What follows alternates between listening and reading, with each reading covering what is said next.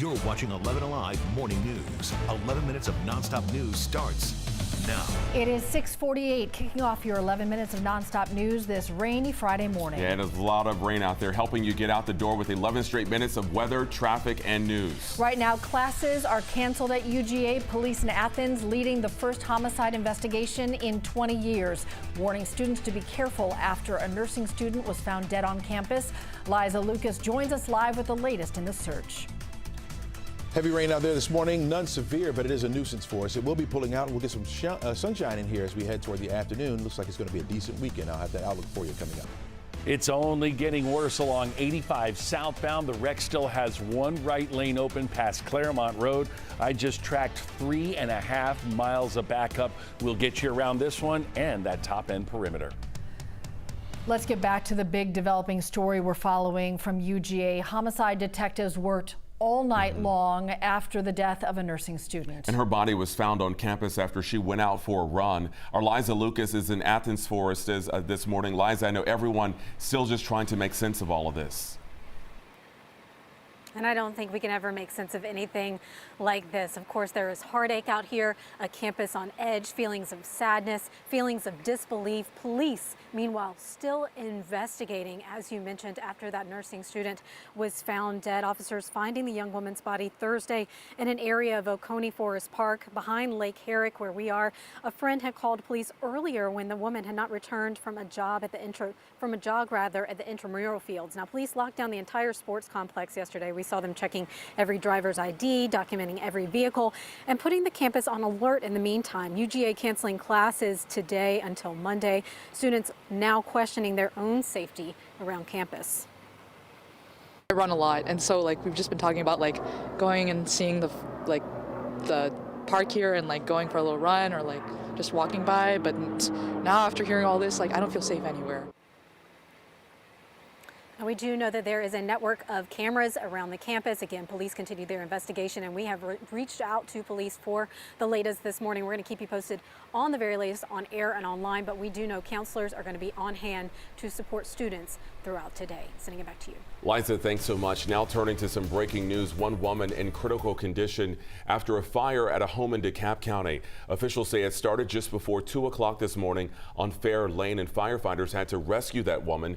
Unfortunately, 2 dogs died in the fire. The fire is completely out right now. There's no word on how it started, but investigators do believe it started outside.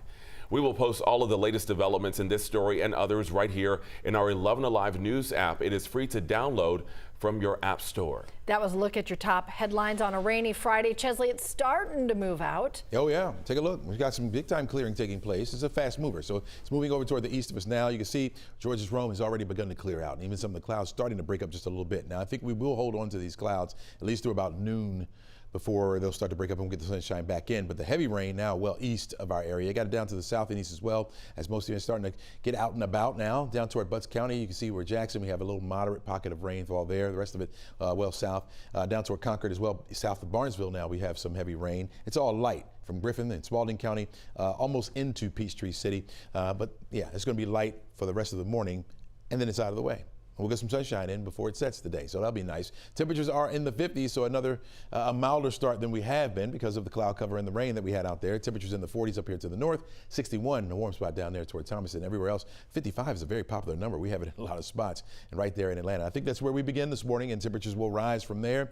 It really depends on how much sunshine we receive. Now, I think we'll be looking at partly sunny skies for early afternoon, and then late we'll have the clear skies. 65 degrees will be your afternoon high temperature. Light jacket today. Those winds will have something to say about that high temperature as well. Those winds out of the northwest picking up behind the front that moves through up to about 17 miles per hour. Speaking of the wind, we got calm winds out there right now, or very low or light winds, but they'll pick up as we head through the afternoon as they begin to shift more northwesterly behind that front that pushes through. Gusts will be a little bit higher than that at times this afternoon. Not a whole lot going on behind this front that is pushing into our area. And so we'll be sitting pretty for the rest of the weekend as high pressure begins to work in. There's a better look at the front now, just moving into our far northwestern counties, but we'll continue to shift a little bit further down to the south and allow that cooler air and drier air to move in. Severe weather today will be over into the Carolinas. So if you have travel plans to head over that way, you know, look out this afternoon for a few isolated strong to severe thunderstorms, certainly possible. That is a level 1 threat, that dark green shade there, level 1 threat for the Carolinas today. The mild air stays in place for today, but after tonight, we'll start to see some of that cooler air begin to move in. We'll really feel it through the overnight Saturday going into Sunday. I think that's where temperatures will be down into the 30s. We'll see it retreat the afternoon on Sunday as the milder air works in, even some warmer air coming our way as we start the work week next week. I'm talking about temperatures back into the 70s by then. We say goodbye to the rain this morning. We'll hold on to the clouds through about noon. It gets out of the way after that. Holding on to the sunshine for Saturday. Saturday afternoon, maybe a few clouds popping up, but they'll go out quickly. We'll hold on to that sunshine for Sunday as well.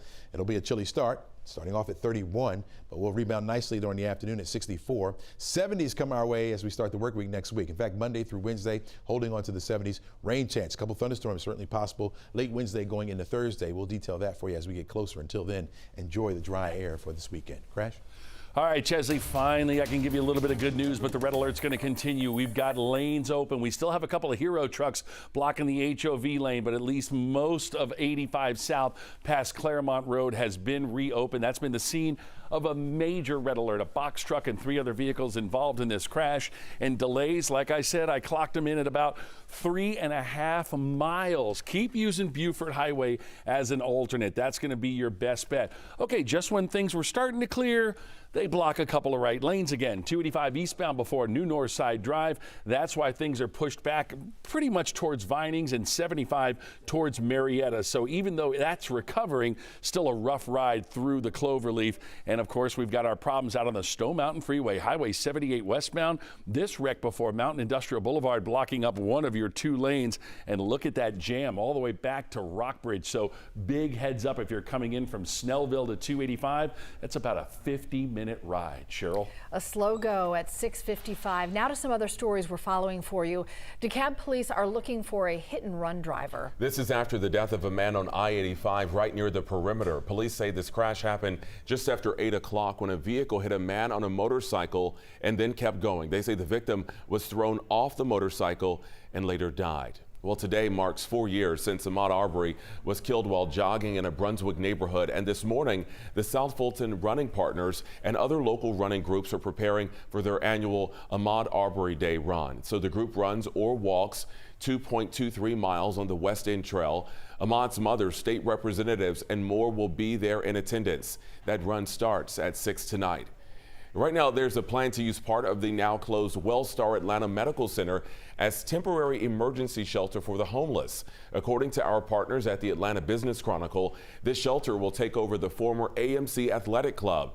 Atlanta Mayor Andre Dickens says the goal is to help people transition into permanent housing. Now, Mayor Dickens says about 200 people fall into homelessness each month, and there are right now just around 2,700 people out in the city without shelter. This morning, we are learning a new request from Special Prosecutor Nathan Wade is asking to block more testimony from his former attorney. Defense attorneys say they believe Terrence Bradley can confirm Wade's relationship with DA Fonnie Willis started earlier than the two said in court. Wade is now asking the judge to cancel further questions to uphold attorney-client privilege. Turning to the state capitol now and a bill involving craft brewers that we've been following. It would help craft brewers sell their products directly to restaurants and stores rather than use distributors.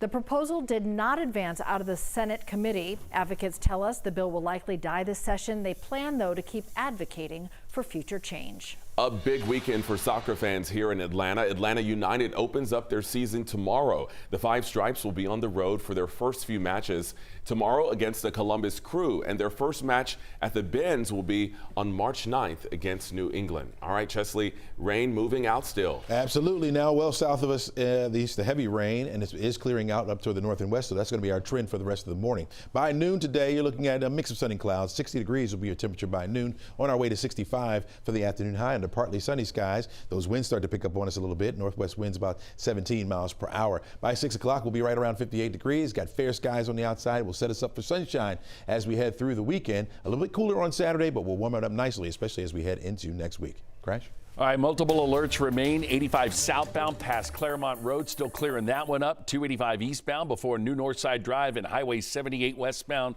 before Mountain Industrial Boulevard. There's a live look at that Stone Mountain Freeway. I'll get you an update at 7:26. It's been a rough ride, but the rain's rolling out. Enjoy the weekend. The Today Show is coming up next.